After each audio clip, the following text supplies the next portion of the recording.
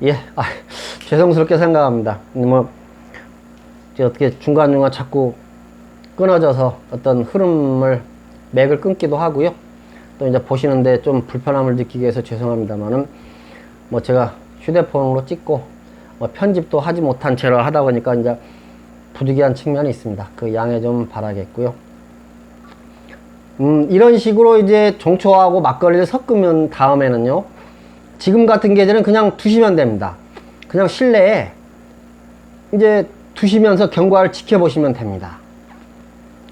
지금도 뭐 25도 내외 정도는 되니까요. 더울 때는 뭐 28도, 29도까지 가는 온도니까 뭐 괜찮습니다.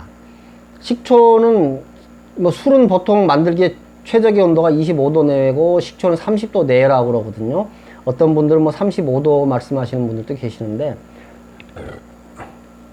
그건 좀 높고요. 35도도 쾌적한 뭔가 좀 그렇게, 그러니까 여름 만들기가 가장 좋은 계절이 여름인 것도 맞고요. 여름 중에서도 6월이 가장 좋습니다. 6월이 경험해 보시면 아시겠지만 6월 더위는 덥기도 덥습니다만은 밖에 햇빛에 나가 있으면 덥고 그늘 밑에 들어오면 좀 시원한, 그리고 에어컨까지는 아니어도 선풍기를 좀 쐬면 어느 정도 더위가 가시는, 그러니까 얼마간의 바람기가 있는 그런 여름이잖아요. 그러니까 식초도 사람이 좋은, 덥기는 덥지만 불쾌해질 수는 없고 습도 높으면서 끈적끈적한 그런 7월 8월의 삼복더위, 한더위는 식초도 싫어하고 발효가 좀 잘 안 됩니다.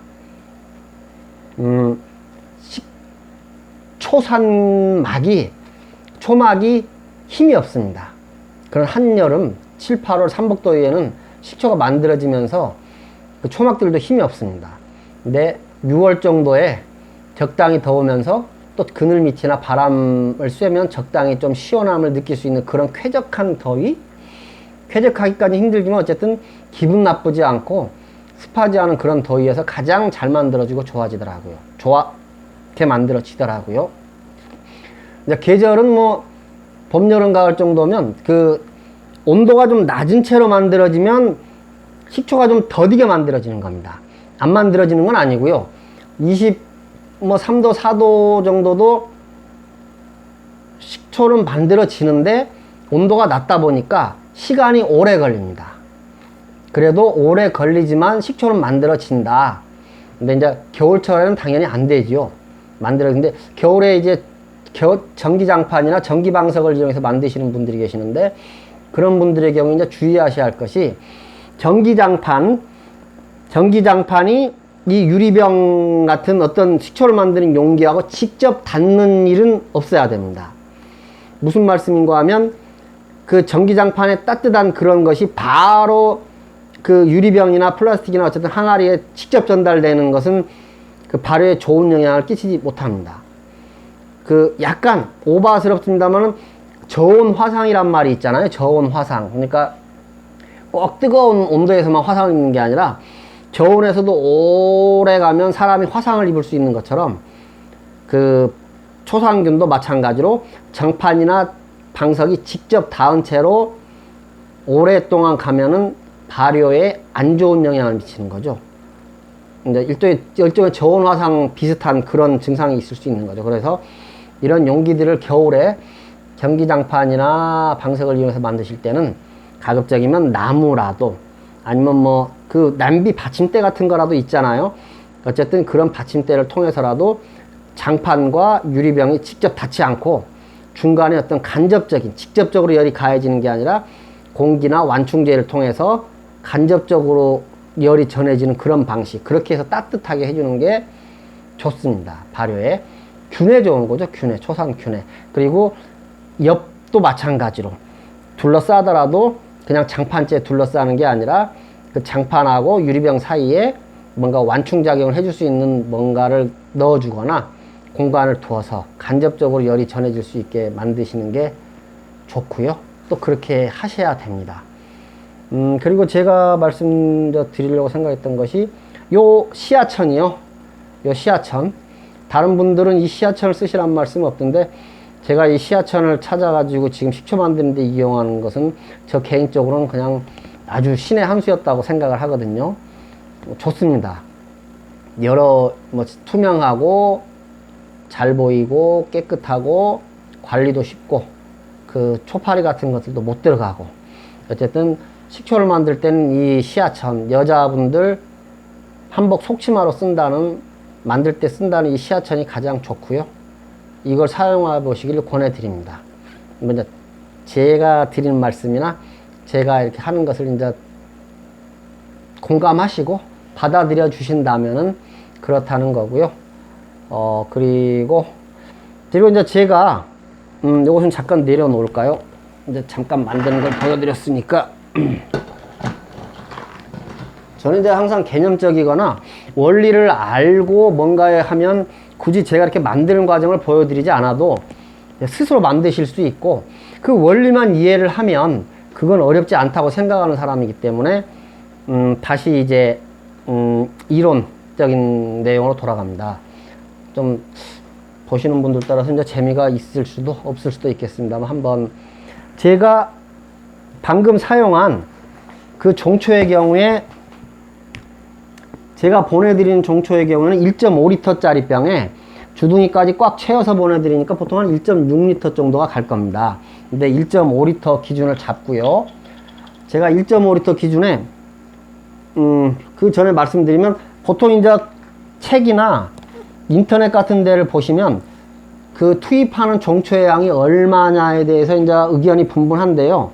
그래도 많이 모이는 어떤 그 종초 양이 30%입니다. 30%. 종초는 그 식초를 만들 때 사용하는 종초의 양은 30%라는 말을 많이 하는데요. 이 30%가 이제 그러니까 그렇게 물어보시는 분들이 계신단 말이죠. 이걸 100으로 봤을 때 술이 70이고 종초가 30인 그런 경우에 30이 있을 수 있고요. 이제 합이 100이 되는 거죠. 합이. 그리고 거꾸로 다르게 술이 100이고 종초가 30인 경우가 있을 수 있죠. 그렇죠? 그러면 이건 이제 총량은 이건 130이 되겠죠. 130. 그러니까 사람에 따라서 그 종초를 30% 사용하십시오 할 때 어떤 술을 70 쓰고 나머지 30을 종초로 쓸 것인가, 아니면 술을 100으로 잡았을 때 술량 대비 30%를 종초를 쓸 것인가, 이제 이런 견해가 있을 수 있습니다. 그리고 이제 어떤 분들은 뭐 1대1로 써라, 2대1로 써라 하시는 분들도 계시죠. 아예 그냥 그 비율로 해서 1대1로 쓰면 좋습니다, 2대1로 쓰면 좋습니다 하는데, 그래도 많은 경우들의 책이나 인터넷이나 여러 말씀 나는 거 보면 30%를 쓰십시오, 30%를 쓰십시오 하는데, 그 30%를 100 기준에 쓸 때 30대 70으로 쓸 것인가, 아니면 술량을 100으로 보고 30을 쓸 것인가인데, 제가 왜 이 말씀을 드리는가 하면, 어쨌든 30을 쓰십시오, 30을 쓰십시오 하는 것은 공통적인 게 있는데요.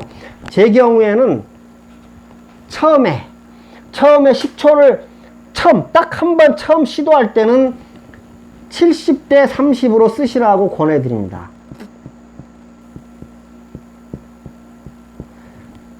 그러면 이걸 그냥 좀 약간 그렇습니다만 약 2대1 정도가 되잖아요. 술이 이거 약간 2 정도 되는 거. 그러니까 술 대비 식초의 양을 2대1 비율로, 제 경우에는 처음에 술을 만드시는 분들한테, 이 식초를 만드시는 분들한테 말씀드리는 게, 종초를 얼마나 넣을까요? 하면 그렇게 말씀하시면 처음엔 술량의 절반을 넣으십시오. 그렇게 말씀드립니다. 뭐 어쩌면 그 종초를 더 많이 팔기 위한 뭐 그런 상술이라고 생각하실 분들도 계실 텐데요. 뭐 그렇게 말씀드리면 뭐 말씀하신다면 또 뭐 아니라고 할 만한 그런 마땅한 반박거리도 없습니다만, 왜 제가 이제 그런 말씀을 드리는 거 하면, 그 처음에 종초가 1.5L입니다. 그러면 이 1.5L의 2배 술을 쓰면 술은 3L를 쓸 수 있잖아요. 2배니까. 근데 보통 우리가 마트에서 사는 막걸리는 750ml입니다. 한 병에. 한 병에 750ml니까 이 750ml가 4병이면 3리터가 되는 겁니다. 2병이면 1.5리터고 4병이면 3리터가 되지 않습니까? 그러니까 단순 계산으로 하면 종초 1리터에는 막걸리 4병을 쓰시면 됩니다. 막걸리 4병. 근데 아까 제가 이제 보셨던 것처럼 제 경우에는 막걸리에 앙금을 가급적이면 덜 쓰시라고 그러거든요. 이 밑에 떡져 있거나 농도가 진한 앙금은 안 쓰시는 게 좋다고 말씀을 드리는데, 그건 앞편에서 제가 종초 없이 막걸리 식초를 만드는 거기서 말씀을 드렸습니다만, 그걸 못 보셨거나 안 보실 분들을 위해서 잠깐 다시 한번 설명을 드리면, 이 막걸리 앙금은 이 막걸리 술로 드실 때나 술에 존재하는 막걸리 앙금은 분명히 좋은 겁니다. 이 안에 아직도 효모균들이 발효 활동을 하고 있고요. 이 막걸리 앙금 자체에도 어떤 항암 성분이 있어서 물론 많이 드셔야 하는 그런 거겠지만 연구실에서의 어떤 결과니까 뭐 이제 그냥 그렇다는 정도지만 어쨌든 여기에 있는 그 앙금들은 그 자체로 훌륭한 역할을 하는 겁니다. 아직도 발효될 수 있는 당분을 가지고 있고, 그렇기 때문에 효모균들이 이 앙금 속에서 살고 있고, 유산균을 먹으면 좋은 것처럼, 살아있는 유산균을 먹으면 좋은 것처럼 살아있는 효모균을 먹는 것도 좋지요. 그리고 앙금 자체에도 아직 항암 성분 같은 게 있다는 그런 영양 성분들이 남아있고 하니까 술로 드실 때는 흔들어서, 앙금까지 흔들어서 드시면 더 좋은 유효 성분이나 영양 성분까지를 건강에 좋은 것을 섭취할 수 있는 건데, 이게 식초에 들어갔을 때는, 식초에는 뭐 크게 이로울 게 없다. 술에서 하는 역할로서의 앙금은 순기능이 있지만 식초에 들어갔을 때는 순기능보다는 약간 안 좋은 걸로 작용할 수도 있으니까 그 앙금 때문에 식초가 상하는 경우도 있고요. 아주 드물지만 실제 그런 분들이 계시니까, 그 앙금 때문이라기보다는 그 어떤 애초에 그 술 자체가 식초 만들기에 좀 부적당한 어떤 불량할 수도 있고요. 아니면 그 앙금이 식초에 들어가서 또 오염이 될 수도 있고, 어떤 이유인지 모르겠습니다만 어쨌든 앙금이 상했다는 분들이 계시거든요. 그리고 그 앙금이 상하면 분홍색으로 변한다고 합니다. 그러니까 어쨌든 그런 분들이 계시고, 그런 현상이 있으니까 앙금을 안 쓰시는 게 좋고, 또 말씀드린 것처럼 그 막걸리에 있는 가라앉은 앙금이 나중에 식초에 들어가면 효모균들이 죽습니다.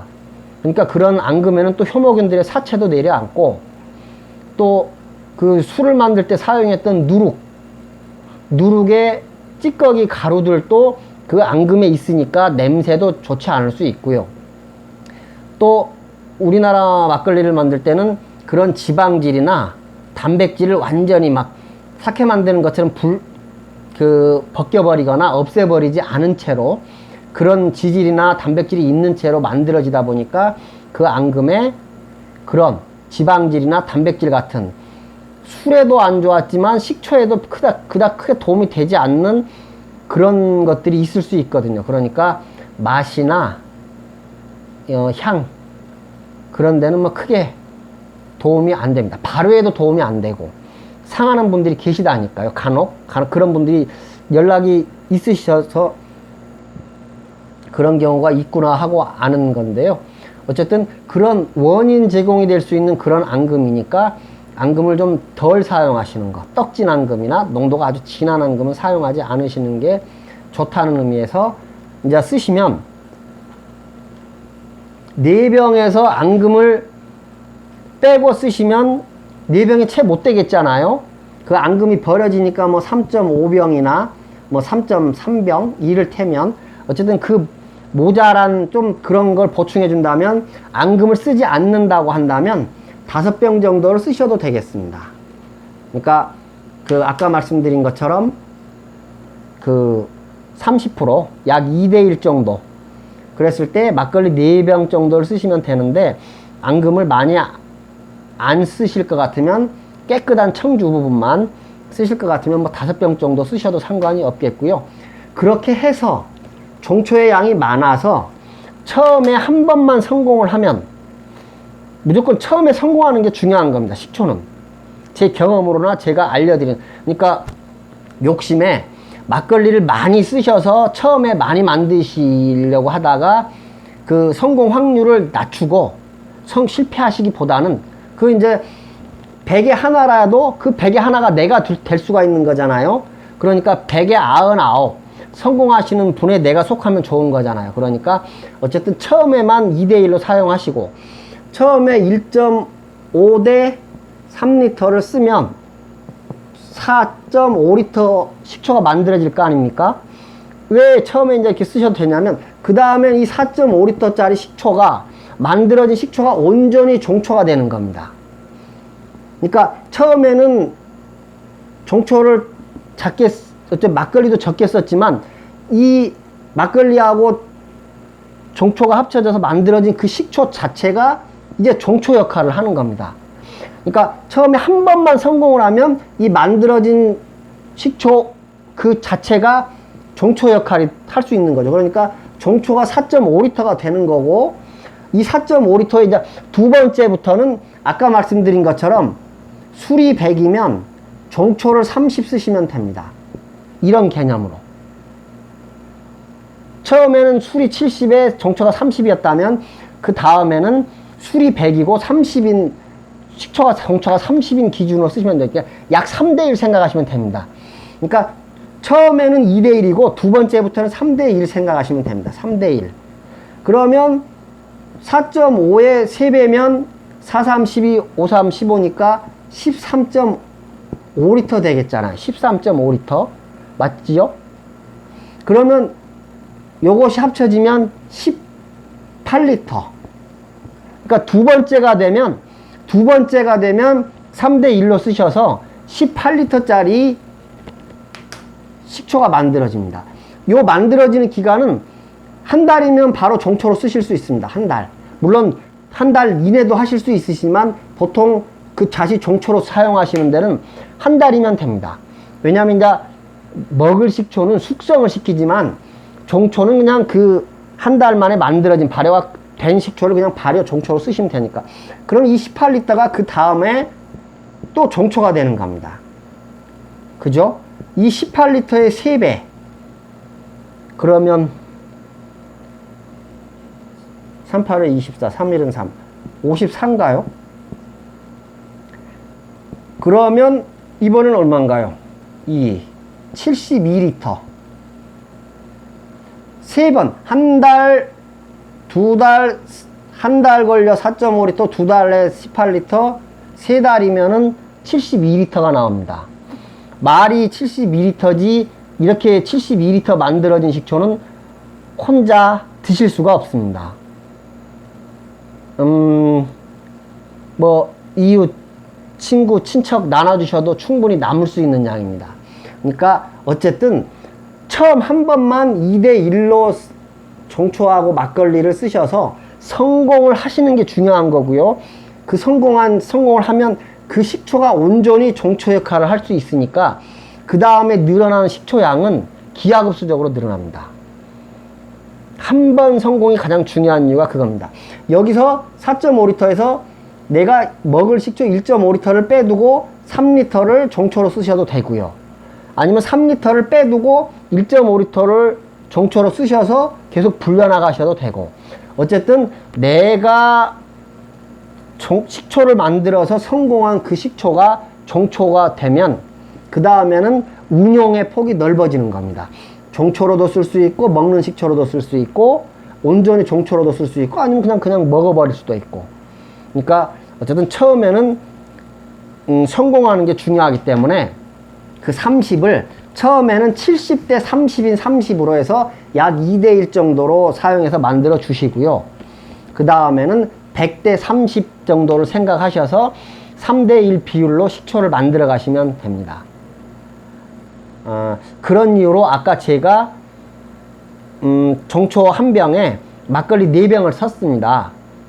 2대1이죠. 근데 제가 앙금을 좀 덜 썼으니까 조금 욕심이 나시면 종초를, 그 앙금을 쓰지 않는 한도 내면은 5병 정도도 쓰셔도 상관이 없습니다. 그리고 이제 요 정도는 뭐 대충 요게 그 과정을 보여드린 거고요. 어떤 설명이고요. 이제 지금부터 말씀드리는 것은 앞서 종초 없이 막걸리 식초 만드는 법하고 이제 거의 겹치고 중복되는 내용입니다. 근데 요것만 보시거나 아니면 이제 복습이 되는 차원에서 한번 다시 말씀드려 보겠습니다. 그 막걸리 종류는 이제 간단히 빠르게 한번 보내드리겠습니다. 그 막걸리 식초를 만드는 막걸리 종류는 마트에서 파는 거면 상관없습니다. 거의 뭐 10일짜리, 일주일짜리가 있는지 모르겠습니다. 10일짜리, 2주, 보름짜리도 있고 30일짜리도 있고, 어쨌든 30일짜리면은 뭔가 방부 기능이 있는 뭔가가 조금 더 첨가됐겠지요. 일주일이나 열흘짜리보다는 더 첨가가 됐겠습니다만은 어쨌든 그래도 한 달짜리도 식초는 되더라는 거요. 이제 그렇게 이제 마트 가까운 데서 이제 국내산 쌀로 만든 식초, 가급적이면 막걸리, 수입산 쌀보다는 국내산 쌀이 낫고 수입산 밀가루보다는 수입산 쌀이 낫겠죠. 어쨌든 수입산 밀가루, 수입산 쌀, 국내산 쌀 순으로 이렇게 좋아지는 거죠. 그리고 그 술 말씀을 드리다 보니까요. 다행히 제 경우에는 없습니다. 지금 현재 위의 경우에는 없는데, 어떤 분들의 경우에 막걸리를 식초에 부으면, 식초에 막걸리 이렇게 부어가지고 이렇게 식초가 만들어지잖아요. 그러면 위에 한 2, 3일 정도 이렇게 거품이 있는 수가 있습니다. 그리고 약간 좀 안 깨끗한, 약간 이물감 있는 그런 것들이 좀 덮이는 경우도 있고요. 그건 이제 양조장 막걸리를 사용하실 때 이제 나타나는 그런 현상인데요. 괜찮습니다. 그러면 2, 3일 정도 두시면 그것 거품도 없어지고 그 위에 떠 있는 것들도 가라앉습니다. 그러면서 맑아지는데, 그 이제 뭐 말씀드린 것처럼 양조장에서는 저희 개인들이 만드는 막걸리만큼 깨끗하게 만들지는 못하잖아요. 막 대량으로 만드니까. 그 대량으로 만들면서 또 거기서 양조장에서는 쌀을 본인들이 찌는 게 아니라 공장에서 삽니다. 찐 쌀을. 그게 팽화미라고 하는 거거든요. 팽화미. 그러니까 양조장에서 이렇게 많은 술을 만들기 위해서는 물론 찌는 데도 있겠습니다만은 보통 일반적인 그런 양조장에서는 회사에서 쌀을 쪄서 팝니다. 그리고 이제 말리죠. 찐 쌀을 말려서 그걸 포장을 해서 파는데, 보통 많은 양조장들이 그 팽화미라고 하는 쪄서 말린 쌀을 가지고 막걸리를 만듭니다. 그러다 보니까 그 이제 공장에서 찐 쌀이 우리가 만들면서 깨끗하게 하는 쌀만큼 깨끗하지 못하다 보니까 아까 말씀드린 그런 지방질이나 단백질, 이제 그런 것들이 좀 있어서 그런 것들이 수리되고 나중에 이제 막걸리가 만들어진 다음에 그게 부었을 때 그 식초, 막걸리하고 식초가 합쳐진 그 용액 위에 거품이 생기기도 하고 약간 뭔가 깨끗하지 못한 그런 게 좀 덮이기도 하거든요. 그런 건 이제 양조장 막걸리를 쓸 때 일어나는 현상이고요. 그대로 두시면은 가라앉기도 하고, 그게 보기가 좀 찝찝하시거나 걱정스러우시면 숟가락이나 국자 같은 걸로 이렇게 저어주시면 뭐 몇 번 저어주면 바로 가라앉습니다. 그러니까 그런 것은 걱정 안 하셔도 되고요. 예전에 이제 그런 걸 걱정하는 분들이 계셔서 이제 말씀드려 봤고요. 그리고 요 말씀은 아까 막걸리 종류가 이제 크게 상관없다고, 유통기한도 뭐 이제 이왕이면 짧은 유통기한이 좋은 거고요. 이왕이면 국내산 쌀처럼 좋은 재료를 이용한 막걸리가 좋은 거고요. 그런 좋은 막걸리의 기준은 있습니다만은 좀 그렇지 못한 막걸리로 만들어도 식초는 되더라고, 이제 제 경험상. 그리고 제가 앞편에도 말씀드렸습니다만 뭐 느린마을 막걸리나 금정산성 막걸리, 송명성 막걸리 같은 아스파탐을 쓰지 않은 막걸리를 일부러 주문해서 쓰시는 분들도 계시는데, 그런 거 적극 뭐 말리거나 어쩌면 권장해 드리고요. 근데 이제 대신 제 경험으로 보면 굳이 그런 막걸리 쓰지 않으셔도 식초가 되는 데는 큰 문제가 없고, 또 이제 그런 말씀을 드리는 이유가 이런 막걸리 한 병이 750ml라고 말씀드렸잖아요. 근데 이 750ml에 들어있는 아스파탐의 양은 얼마간 있겠죠. 근데 만약에 이게 식초가 된다 그러면 이 750ml는 식초로 드신다 그러면 보름 동안 드시는 양입니다. 보름. 그러니까 무슨 말씀인가 하면 이제 저희는 시골에 살다 보니까 어르신들이 탁주 많이 드시잖아요. 막걸리. 양조장에서 나온 막걸리도 요즘엔 뭐 좋아져서 그 다음날 뭐 머리가 아프거나 막 그렇게 숙취가 심하지는 않다고 하시더라고요. 그래도 이제 아스파탐이 찝찝하신 분들이 계실 텐데, 막걸리 한 병이 750ml인데 750ml입니다. 근데 이게 식초로 만들어지면 이 750ml 분량이 식초 하루 권장 섭취량은 50ml입니다. 50ml. 소주잔 한 잔 분량이요. 그러니까 이 750ml를 50ml로 나눠보면 15잔이 나옵니다. 15잔. 하루에 한 잔, 하루 권장 섭취량이 소주잔으로 한 잔 50ml니까 이 750ml 막걸리 한 병으로 만들 수 있는 식초를, 만약에 식초가 만들어졌다 그러면 이 막걸리 한 병 분량의 식초는 15일 동안 드시는 겁니다. 그리고 그러면 막걸리 두 병, 한 달 내내 빠지지 않고 드셔도 30일을 드신다고 해도 막걸리 두 병 양을 드시는 겁니다. 막걸리를 뭐 몇 병씩 드시고도 그 아스파탐 같은 감미료가 있어도 큰 탈은 없습니다만, 그것조차도 찝찝해서 뭐 다른 걸 아스파탐 안 들어있는 걸 이용해서 만드시는 분들 괜찮고요. 그렇게 하실 수 있으면 하시고, 만드시면서도 아스파탐이 찝찝해 하실까 봐서 드리는 말씀인데, 술 자체로 아스파탐을 드셔도 큰 건강상의 문제는 없다고 들었습니다. 그리고 이제 실제 그렇게 드시는 분들도 많고요. 근데 그게 식초가 되면 그나마도 그 들어있는 아스파탐조차도 한 병 분량을 15일 드시는 거고, 두 병, 한 달 내내 드셔도 막걸리 두 병 분량 드시는 거고, 거기에 얼마만에 아스파탐이 들어있는지, 이 아스파탐이 우리 건강에 그렇게까지 큰 해를 끼칠 거라고는 이제 저는 생각을 이제 덜 하는 편입니다. 제가 시골에서 낳고 자라서 그런지 모르지만 막걸리 많이 드시는 어르신들 많이 봤으니까요. 그러니까 이제 너무 그런데 예민하셔가지고 막 아스파탐 안 든 막걸리만 찾으시면 좋고, 근데 굳이 그러지 않으셔도 충분히 그 아스파탐으로 인해서 좀 당하는 그런 무슨 해가 있다면, 그 막걸리를 식초로 만들어서 드시는 어떤 이익이 100배, 1000배 더 큰 거니까 그런 걸로 고민하시기보다는 그냥 이제 시중에 있는 막걸리로라도 먼저 식초를 만드셔서 꼭 드셔보시라는, 그러니까 아스파탐에 대한 걱정을 있으시면 없는 막걸리를 사용하시고, 그 이제 그러기가 쉽지 않으시거나 번거로우시면 그 인터넷으로 주문하니까요. 그러기가 이제 어르신분들은 그러기가 쉽지 않으시니까 그런 분들은 그냥 드셔오셨던 막걸리를 이용하셔서 그냥 만드셔도 된다는 말씀 드립니다. 예, 그리고 또 시간이 얼마간 돼서요. 또 다시 한번 끊고, 너무 길어지는 감이 있습니다만 다시 한번 끊고 마무리하는 그런 시간을 가져보겠습니다. 예, 제가 다시 또 끕니다.